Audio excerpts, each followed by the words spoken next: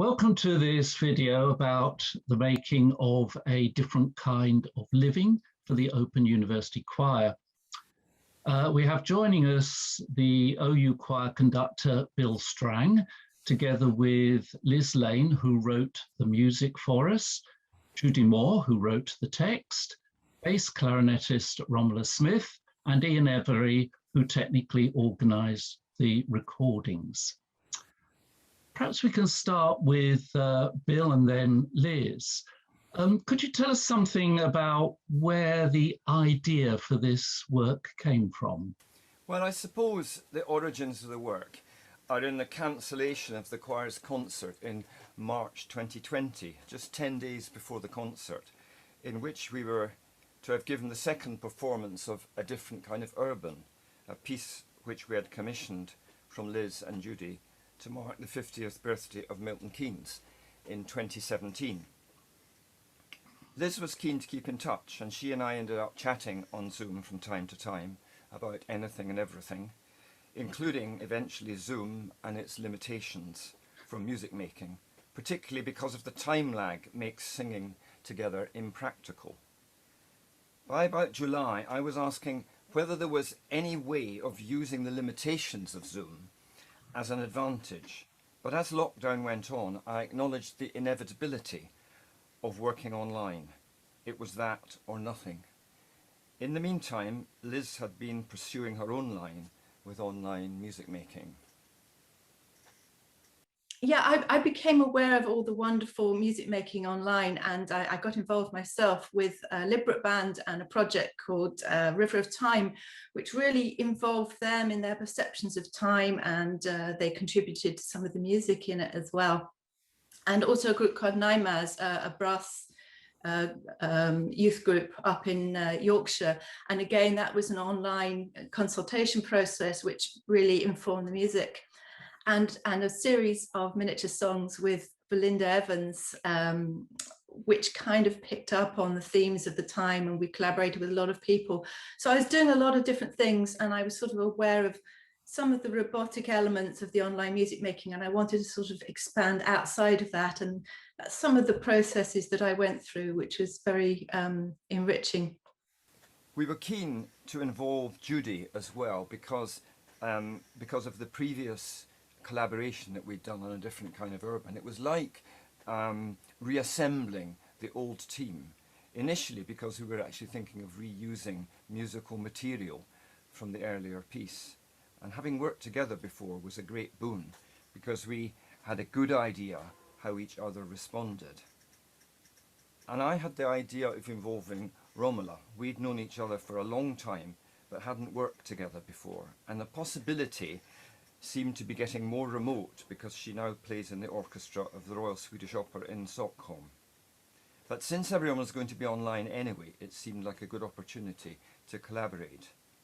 But also, and this is the important thing musically, I thought the combination of clarinet and choir could be interesting. Now, Judi, Bill was saying there about the combination of clarinet and choir.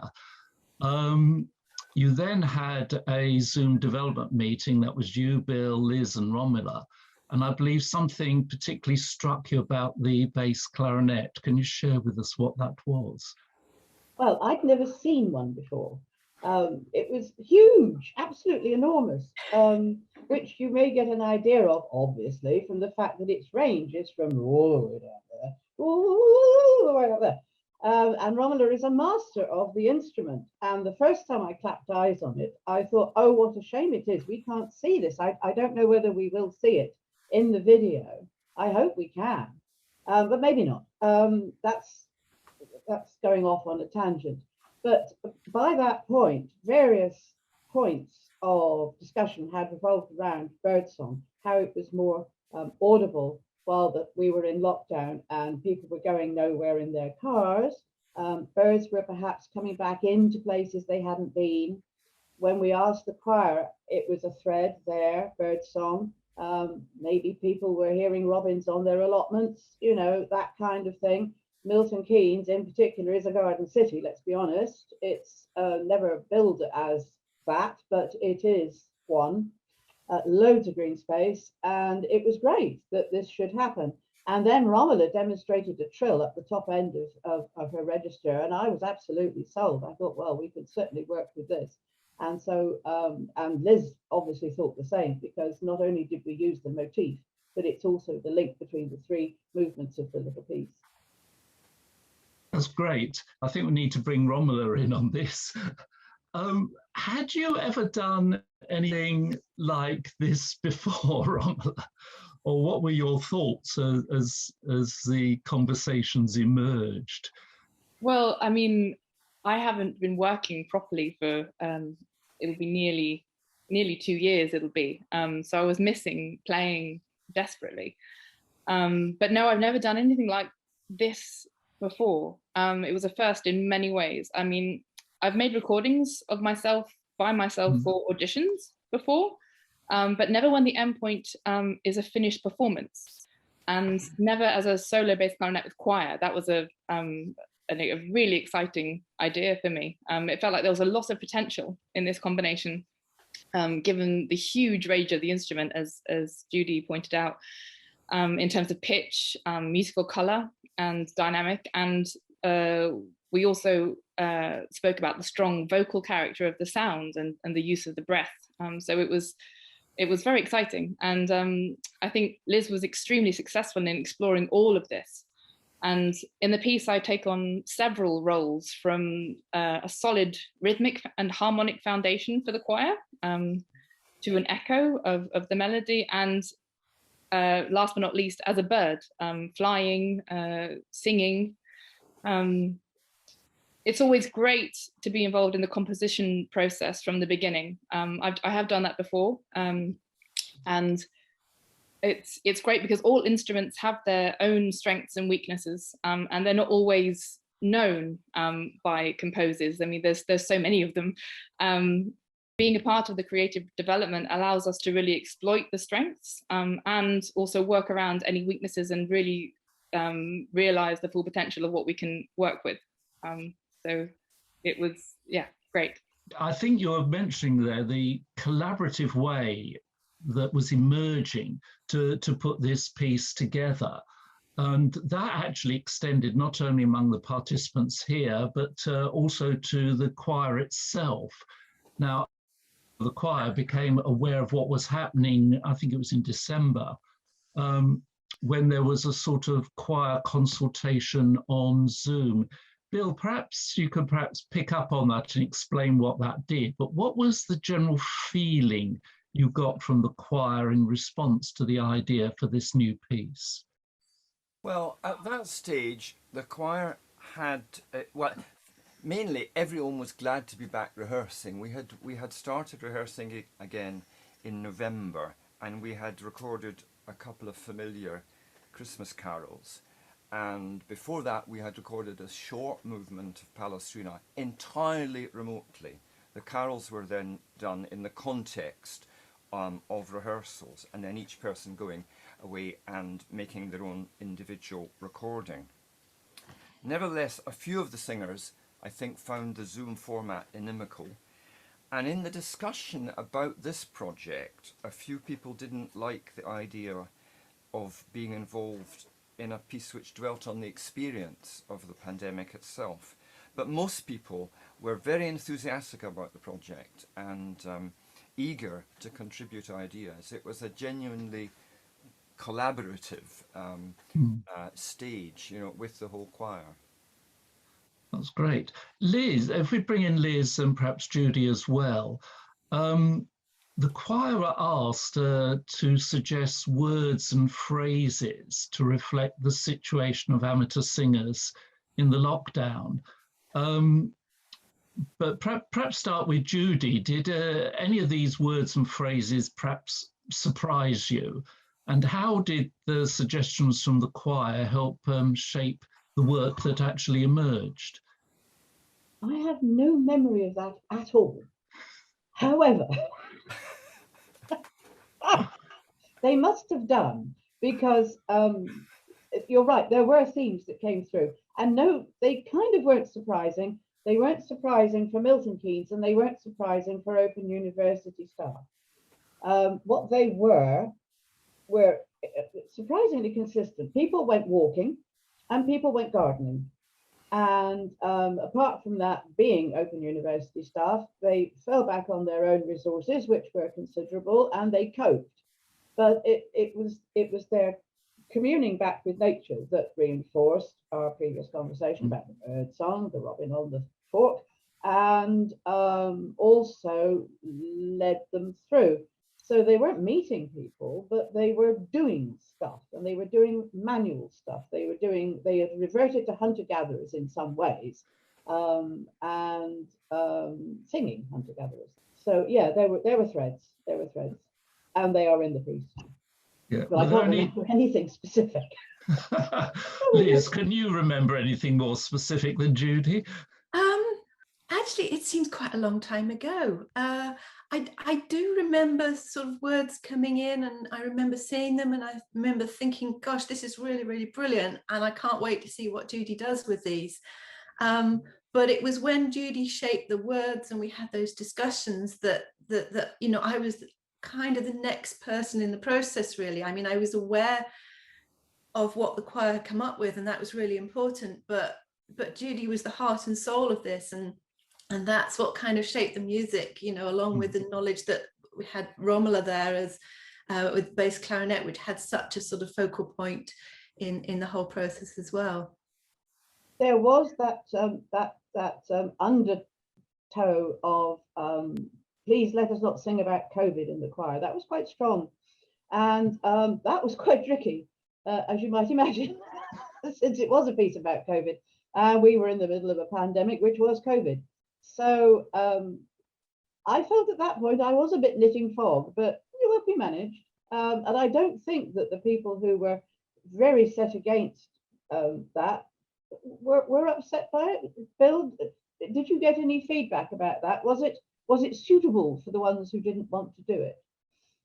Did you ever hear? Well, nobody has said anything. Nobody complained. But Fair enough. But they did turn up. Oh, did they? They did keep turning up.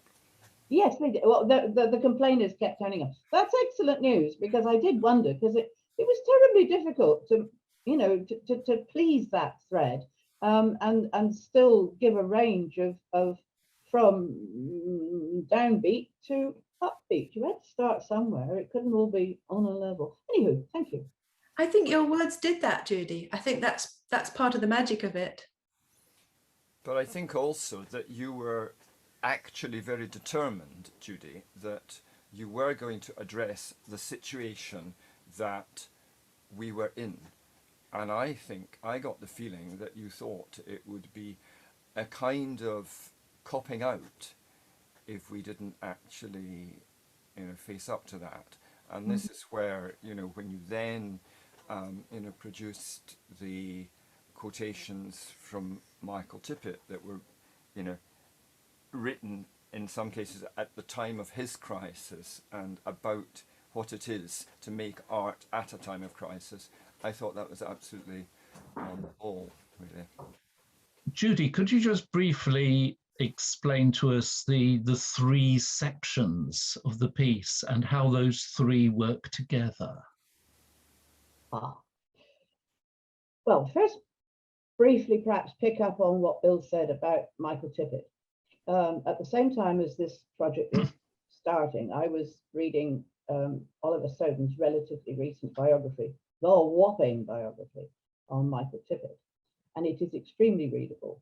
And I was reading it in bed, so it kind of suffused my subconscious while I slept. And it is indeed, as Bill says, he wrote often in adversity. He was gay and he was a conscientious objector, and he wrote music that nobody liked. So he had many adversities, and the three little epigraphs that sit at the top of the three little movements are drawn from Tippett as I worked my way through the many hundreds of pages, and very apposite I think they are. So the three little movements dealt with a statement of where we were, the COVID lockdown, and the birdsong being more audible, and then the way that nature, the thing that we had abused so thoroughly and which may well lie at the bottom of this pandemic, kept us going. And then where would we go next? Will we build back better? Can we build back better? Which comes back also to the Open University's motto, learn and live. Let's hope that we do learn some lessons so that we can live better. And I will put my cards straight on the table here and say that the final movement is basically a plea for a complete revision of the way we deal with economic capitalism in this country. Okay, let's go into how we actually rehearse these things. Bill, in the rehearsals, once we started looking at it, we had various draft sections, and Liz and Judi joined the rehearsals. Bill, how did you feel and set about embarking on such a different kind of rehearsing? Not only via Zoom, you couldn't hear us, but also this somewhat workshop developmental approach that we ended up with. Well, it's a very rare experience, actually, having the composer in the room at nearly all the rehearsals. And I hadn't anticipated that, actually. And also having the lyricist singing in the choir. But I soon forgot about them. Directing Zoom rehearsals is a fairly strange experience anyway. But actually having completely new music to learn was actually quite helpful. It seemed to me that the way, or one way for the whole choir to get familiar with the piece was for everyone to sing everyone else's parts. We don't normally spend much time note bashing in this choir, but in this context there was a virtue in taking each part in turn and encouraging everyone to sing, however badly or intermittently, in the privacy of their own homes. This choir is also not backward in coming forward. So if people were finding passages difficult, they would say so, and sometimes Liz would modify what she'd written in the light of points which arose in rehearsals. Range was an issue. This is too low, or generally it was too low, not too high. The one passage which seemed to puzzle the choir more than any other was the free section in the middle of the first movement, where Liz asks the singers to sing a single melodic phrase in their own time and at their own speed, and to decorate it if they like. The question kept arising, what did Liz expect this to sound like? And of course there isn't really an answer to that. It is essentially an open, free idea.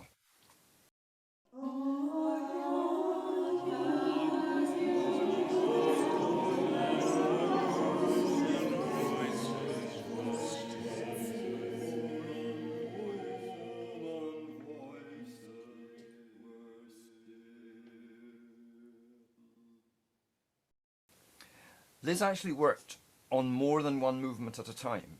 Initially, I asked if she could give us the first movement in a fairly unreasonably short time. But what I got was starts of all three movements and some endings, and gradually, over the space of about 6 weeks, the jigsaw fitted into place. It was a bit messy, with new versions of different bits each week, and some people became a bit impatient about that, I think. But it was interesting to see how each movement grew in the composer's mind. But yes, we had no idea when we began rehearsing what the whole piece was going to sound or feel like. But as we got further into rehearsing, I did have to be quite particular about details, phrase endings, placing of consonants and so on. And that's really tricky when you can't actually hear what people are singing. And I think I probably became a bit irritatingly pernickety about things at that stage. Perhaps move over to Liz, because for you as a composer, how did you find your experience of the Zoom rehearsals, and how did that help you to shape the music as we worked our way through these bits and pieces? I loved it, actually. It was a new experience of working for me. It was kind of built on what I've been doing with other groups over the years. It was really, really helpful to me as a composer, because, you know, the one thing that I really missed was bouncing off other things. which I'm so used to. You know, you're going out and about, you're doing things, you're meeting people, and that kind of is a real sort of impetus for writing music. And I didn't have that, and I had to find other ways of working, and actually turning up to rehearsal every week with the lovely OU choir and Bill conducting was a real, you know, a real focal point of my week. And it kind of gave me that sort of, yeah, I'll go off and do this and I'll go off and do that. And the sort of collaboration part of it was really rewarding. I appreciated Bill letting me in on the rehearsals because I knew it was so different. But just working in that way, doing little bits each week, in response to what the choir were doing. And although I couldn't hear what they were doing, I could sense the sort of reactions. There was lots of things going on in the chat boxes. That was a really sort of lively conversation that's happening. So completely different. And I may never ever had that experience again, but I'm so glad I did. Now the piece had been finished, we needed to record it. Bill, I understand the clarinet part was the first bit to be recorded. Now why was that? Well, I think that from an early stage, Liz and I anticipated that the clarinet part would be recorded first as a thread, which the vocal parts would then be woven around. This judgment, in a way, I suppose, was based partly on my original concept of the role the clarinet might play, just the fact that, you know, we put this combination together. But then it was developed and confirmed by this experience that Liz had been having with in making pieces with other groups during the lockdown. But it was a developmental process, really, which changed between original conception and eventual execution in the light of experience. We partly knew what we wanted to do, and we partly had to find out how to do it. But I think it's intrinsic in the scoring, if you like. But then for you, Romola, you needed to record the bass clarinet part entirely on your own in a room in Stockholm, if I understand. What sort of challenges did that present to you? Well, finding a space, as we all know, was actually weirdly difficult, given that the opera house had basically closed down and wasn't working properly. But there were things going on that were very last minute. So I would get kicked out sometimes because other people were given priority. And also my schedule, we were trying to do rehearsals and performances, but they would get cancelled. And so I'd be free suddenly, but then something else would get put in. So it was definitely a juggling act of time. With the space, I can't play in my apartment in Stockholm, so it could never be at home. I had to be at the opera house. And as I think maybe I said, I had to book my spaces well in advance and give a detailed explanation of what I was doing. And I could never book for more than 2 hours at a time. And even then, because the house was shut down, they decided it was a good time to do all the reparation work. So I was getting disturbed by workmen and people that had no idea I was there. So it was a bit of a challenge. But once I'd found a good space, which is this beautiful gold foyer in the opera house, I had to work out how to set up my laptop and my new microphone and do it all myself and work out the distance with the microphone, because the bass clarinet, where the sound mainly comes out is at the bottom. So getting the angle of the microphone and all these new things, it was a great learning experience for me. So once I figured out how to do that, the playing to a click track is something that I am used to, but only when we record kind of CD recordings in a studio. So I've never done it just myself. I had to find the right earphone so that it couldn't be heard on the recording, but I could hear it and I could stop it if I needed to. So that was the next bit. And playing with a click track is fine. But knowing I had to be the rhythmic basis for the choir, know that I was going to be what all of you were following, it was a challenge to try and still convey something of my expression within the strict timing of the click. I wanted to have a bit of myself because I wanted to be part of it, but I knew that I had to be really, really rhythmic because there was no conductor and there was no metronome for anybody else. So that was also good. That was a good thing for me to do. I think one of the mental challenges was that a huge part of music making for me, and I'm sure for all of us, is the spontaneity and interaction with others that you get with a live performance. That's why I became an orchestral musician, is that I wanted to do it with other people. And so it took some getting used to having to imagine everybody else. That's what I had to do. And once I'd figured out that was the way to do it, it was much easier, and I could follow the score and think about what everybody else was singing and interact with that. But it was it was paper and it was imaginary. And I mean, I had these Sibelius files that I could hear a little bit of what was going on, but it's not the same. So it was a challenge trying to get my head in the right place to record. But again, a great learning experience, but it made me appreciate all the more what it will be like when we get back to normal, because bouncing off other people and the small nuances that happen in the moment, I really missed that. But it's great to have taken a step back and get the perspective of that again, and so that I can appreciate it even more when it's happening for real again. I was just going to say about the conversations that we had between Romola and Bill and myself, and I thought they were really valuable because the bass clarinet underpinning what the choir was doing was such an important part, including the way in which the keys go from the beginning to the end, and the conversations with you about how you've been extending your high register and how that was used for the bird song, and the fact that the first movement it ends towards on a low D, and then the second movement D flat, and then finally in the last movement the C and the B flat.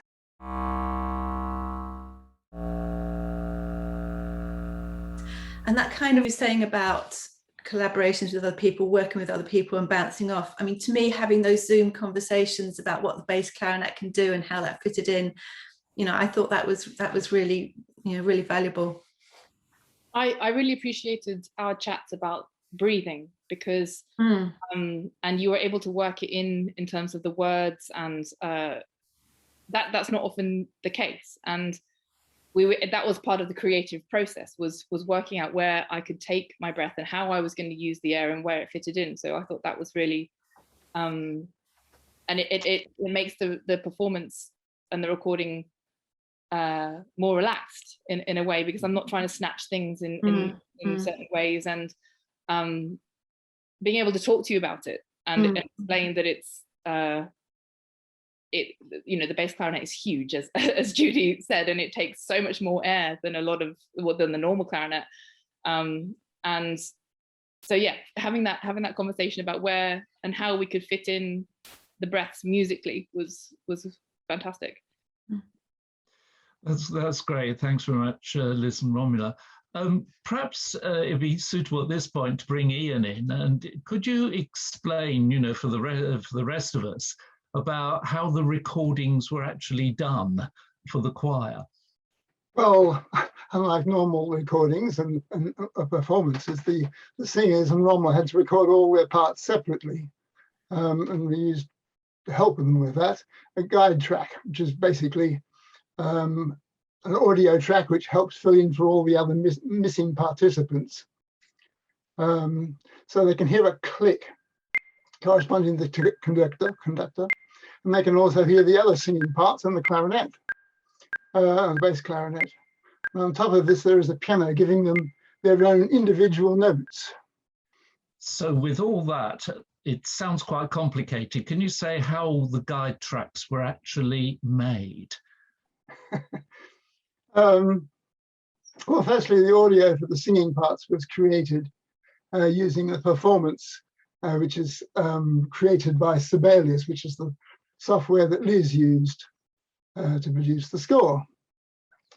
And then we added metronome clicks so that we have the conductor and the piano giving the individual notes as audio.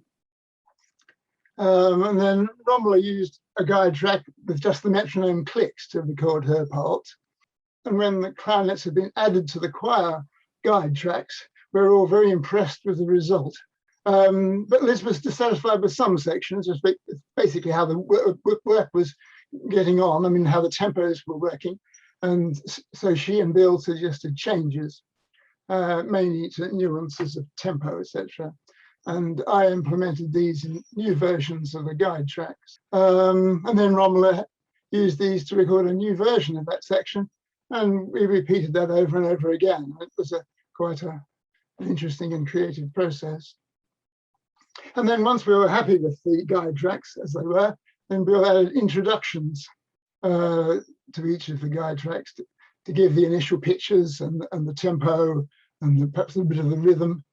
And perhaps I could play an example of that from the tenor part for movement 3.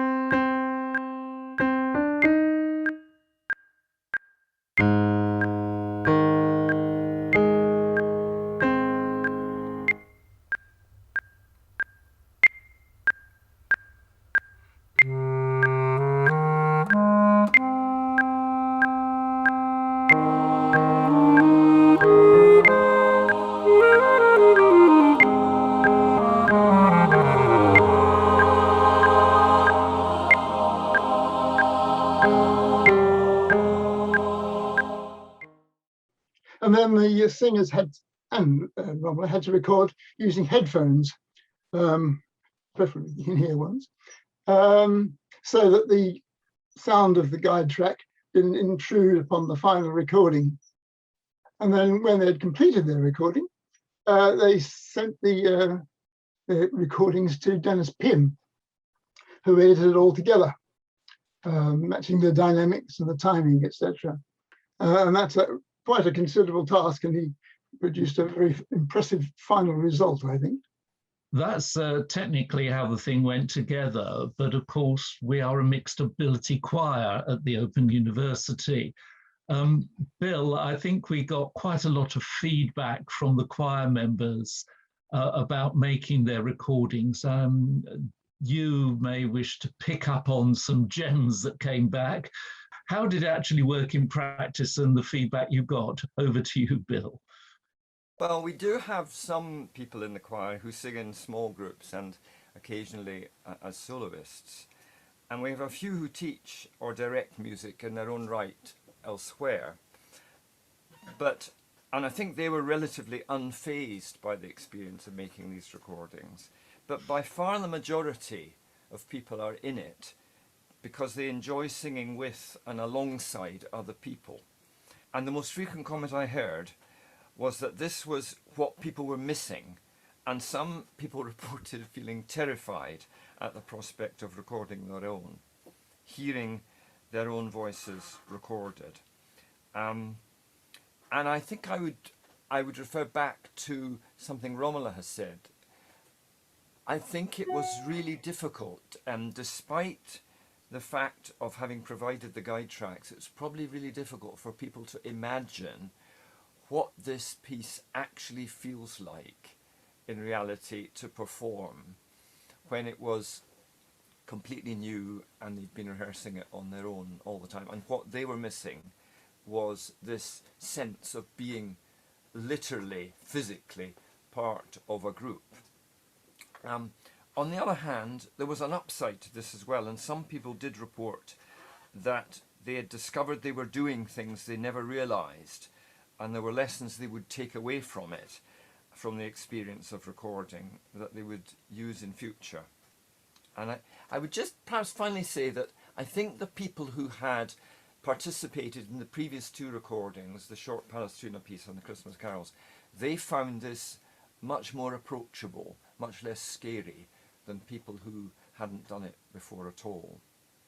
Liz, from the feedback you received by joining in on the rehearsals, did you get any particular impressions of what the OU choir may take from this experience and take that into live rehearsals and performances going on from here? Well, I think much of what Bill has already said. From my impression, I had such a warm response, both in the chat and also from me being there. I felt so warmly welcomed, and I really appreciated that. I mean, I hope the experience will have brought a lot of joy to the choir members and to Bill and Romola and everyone involved, of course. And that actually, hopefully, when it's performed live, all those experiences will go with everyone, and it'll just make it something really wonderful. And maybe by having to perform, compose, play, sing on your own, there's something about that which makes you think about things in a different way and will bring a different perspective when everyone can get together and play and sing. Now we've done it, it feels like no matter what happens, we will find a way. The pride with that, and the we will not be defeated. We will make music anyway, and it will always happen, I think, is something that I hope everybody will take away from this. So. I think one of the things that I wanted to bring into the music, and again, this is partly from my experiences with other groups, is although we couldn't have the flexibility with a conductor and performing together, there was still opportunity to have that kind of freedom. And in a way, the bass clarinet, when it's playing on its own, sort of represents that kind of freedom where there's a real flexibility in tempo. And although the choir tempos on the whole had to be quite sort of rigorous, the clarinet which underpinned it, somehow, Romola, you gave it a kind of flow. And I don't know how you did it within the click track, but it's there. And I think that was wonderful for the choir to work with. And then, of course, you have those elements where you're just taking flight yourself. And the combination just perhaps gives you a sense of something other than you're in those little boxes on your own. And you've kind of creating this thing which is really quite different in approach and the way in which everyone gets together. That was a very important element, actually, the fact that Romola, as a professional player, could actually be in time but feel simultaneously flexible. And I think that was terribly valuable as a basis for the choir to respond to. I think that has a lot to do with our discussion about breathing. I think that was why it was so useful to do, because I could feel that I knew when I was going to take my breaths, and I could plan it, and I could gauge my air intake and all that kind of stuff, because it had been planned, and I knew it was in keeping with the music, and therefore it makes you relax. And therefore, if I did create that kind of flexibility, and which is very kind of you to say, it's because I was given a bit of space to do it, and I didn't feel that I had to keep up with this. I mean, I had to land on the metronome point at the right time, but and obviously the bar had to be spaced properly, but there was this just a little bit of doing that, but just a bit of space to move, and that comes from being able to talk to the composer and explain, and firstly the way the bass clarinet works and what is needed, but also me as a player specifically, and what I need. So I think that really helped with that. Well, that's interesting, because I don't think there's been any performance that this choir has given in which we have given more attention to where the choir would breathe. Now, this is partly because of the distance, the remoteness we were operating in, and we had to sort of say, do it there, there, and there, and make sure you do. So it's interesting that should, as it were, come to the surface. because breathing is what got us here in the first place, you know. Pandemic is about what we breathe out. So it's really quite interesting that that also turned out to be the answer as well, in a sense. That's a bit deep, Bill. It's a bit deep. And breathing is mentioned in the words as well. An important part is in the second movement. That set of conversation was quite fascinating. Then finally, to the audio recording, we wanted to add a complementary visual element. Now, Judi had suggested that the choir provide images symbolizing what they were singing about. That happened. We had images sent in. And then we also had this crazy idea to shoot a video of some of the choir at 3 locations in Milton Keynes. And I was one of those that were involved in it on a particularly cold and wet June day. Bill, can you just give us a little bit of feel of how that video took place? And perhaps say, you know, this was the first time you actually got to see and hear people singing the piece together. What sort of reaction did that produce for you? Well, it was the first time that any subgroup of the choir had met physically for 15 months. The exercise was really about shooting visual material, so the emphasis wasn't really primarily on music making. The group sang along to the guide track of the final movement, which everyone present had already recorded separately by that time. So they were, you know, thoroughly inside the music, thoroughly conversant with it. Of course, the spatial separation and the wind meant that the singers couldn't hear each other very well. But the first rendering was actually very good. Later, we moved outside the small medieval church on the Open University campus, inside which we normally rehearse, and couldn't on that occasion. And then to another Milton Keynes landmark, the famous concrete cows. By the 10th time through this piece, certain personal quirks were beginning to re-emerge to remind me of what conducting real live rehearsals is like, and what in the coming months, when we're able to meet again, I will actually have to sort out. But it was a good day, and we did all enjoy making music together again. Thanks. And now, as a result of this unique lockdown project, we have a work reflecting on what this time of pandemic living meant to our amateur choir. It's a piece recorded under pandemic restrictions and available for all to hear. And through it, we hope to continue to learn and live.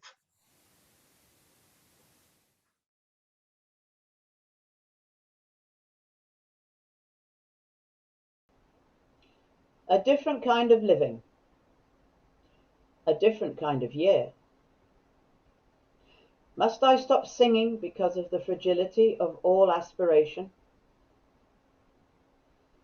It was the year we made do, the year we went nowhere, saw no one, the year that happened to us while we were busy making other plans.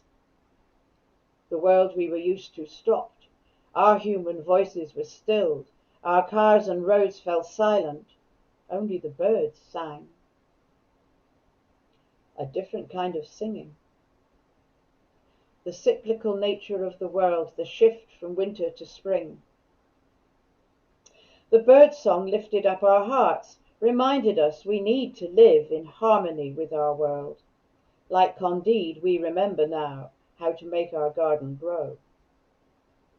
Now when we stand outside, for just a moment, or with time hanging on our hands, we can hear the world breathe, out and in rhythm with our own breath.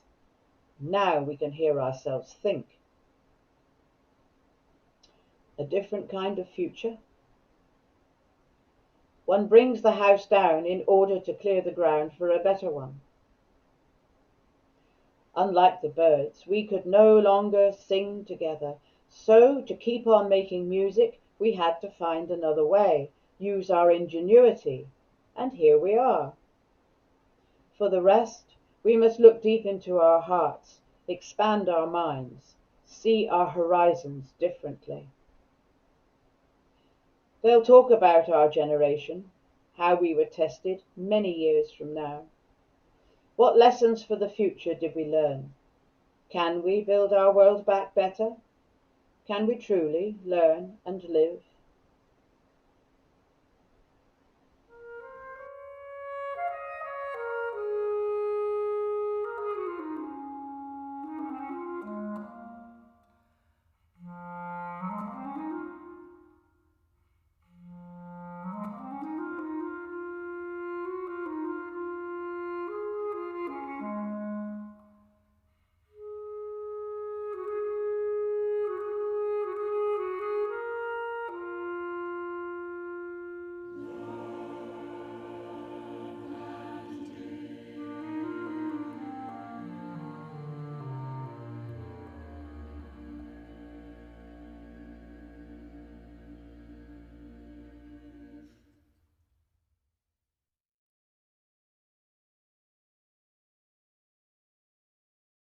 An addendum to all this, you might all like to know that I've just been asked to write a piece for solo bass clarinet. Hooray! Fantastic. Yeah, Lovely. came out of nowhere, so it's a lovely sort of onward thing. The fascinating thing is that me never having seen or heard a bass clarinet before, now there are two big birdies, you know, both of them having music written for them in these extraordinary times. Yes. Well, we hope we've done our Up bit. the bass clarinet. Up the bass clarinet. Extraordinary range. Yeah. Indeed, indeed.